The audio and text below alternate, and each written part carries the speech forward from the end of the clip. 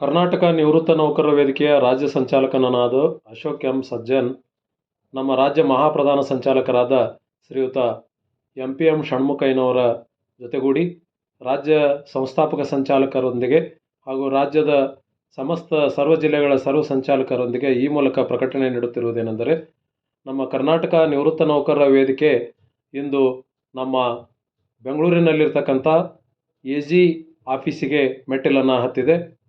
ಕಾರಣ ಏನು ಅಂದರೆ, ರಾಜ್ಯದಾದ್ಯಂತ ಇರತಕ್ಕಂಥ 1/7/22ರಿಂದ 31/7/2024 ಅವಧಿಯಲ್ಲಿ ನಿವೃತ್ತರಾದ ನೌಕರ ವೃಂದದವರ ಸಮಸ್ತ ಮಾಹಿತಿಯನ್ನು ಕ್ರೋಢೀಕರಿಸಲು ನಮ್ಮ ರಾಜ್ಯ ಸಂಚಾಲಕರಾದ ಸನ್ಮಾನ್ಯ ಶ್ರೀ ಅನಂತ ಪದ್ಮನಾಭ ಸರ್ ಅವರು ಬೆಂಗಳೂರಿನಲ್ಲಿ ಒಂದು ಮಾಹಿತಿ ಹಕ್ಕಿನ ಅಡಿಯಲ್ಲಿ ಅವರಿಗೆ ನಮ್ಮ ನಿವೃತ್ತ ನೌಕರರ ಒಂದು ಮಾಹಿತಿಯನ್ನು ಕೊಡಲು ಅಧಿಕೃತವಾಗಿ ಮಾಹಿತಿ ಹಕ್ಕಿನ ಅಧಿನಿಯಮದ ಅಡಿಯಲ್ಲಿ ಅರ್ಜಿಯನ್ನು ಸಲ್ಲಿಸಿ ಸ್ವೀಕೃತಿಯನ್ನು ಪಡೆದುಕೊಂಡು ಬಂದಿದ್ದಾರೆ.